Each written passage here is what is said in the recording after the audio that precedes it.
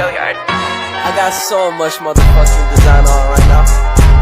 Break it down, bring it back, make it clap. I got 3 old thoughts, new block, wear that thing. Bitches on my line, and you know.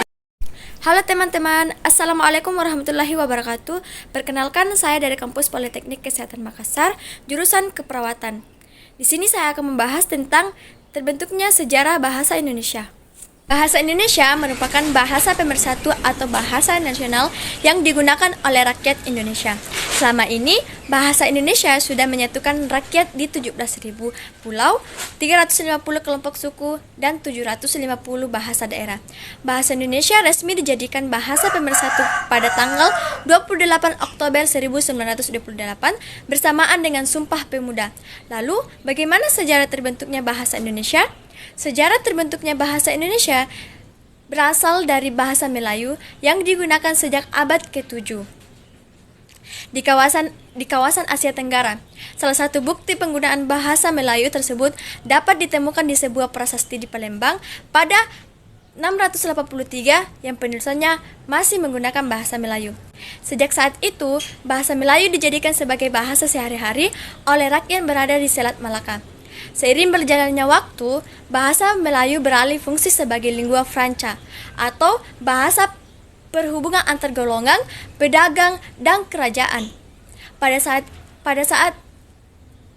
akhirnya terus meluas di Nusantara.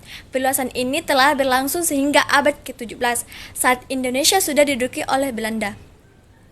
Diresmikan sebagai bahasa persatuan memasuki abad ke-20. Rakyat Indonesia merasa membutuhkan sesuatu untuk bisa mengikat mereka sebagai bangsa. Indonesia pribumi kemudian sepakat menjadikan bahasa Melayu sebagai bahasa pemersatu. Bahasa Melayu sudah distandarkan oleh para pengguna di tanah air yang kemudian disebut sebagai bahasa Indonesia. Bahasa Indonesia resmi menjadikan bahasa persatuan atau bahasa nasional pada tanggal 28 Oktober 1928 bertepatan dengan Sumpah Pemuda. Persatuan dan Kesatuan Bangsa Indonesia telah tercantum dalam Ikrar Sumpah Pemuda yang ketiga yang berbunyi, "Kami putra dan putri Indonesia menjunjung bahasa persatuan, bahasa Indonesia."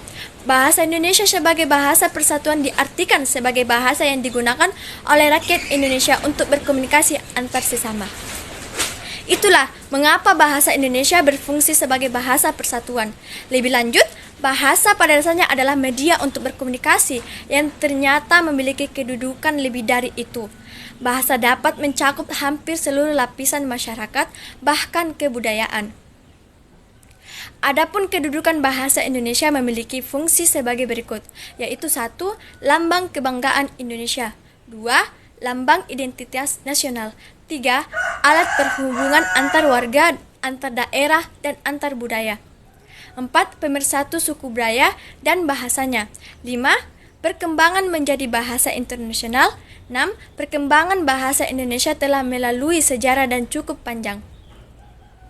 Berawal dari bahasa Melayu, berhubungan dengan budaya asing yang kemudian mengubah istilah bahasa Melayu menjadi bahasa Indonesia pada tahun 1926, perkembangan Indonesia masuk dalam 3 kategori, yaitu 1. Bahasa pemersatu pada tanggal 28 Oktober 1928, 2. Bahasa resmi negara dalam pasal 36 Undang-Undang Dasar 1945 pada tanggal 18 Agustus. 3. Bahasa internasional yang dirancangkan dalam Kongres Internasional.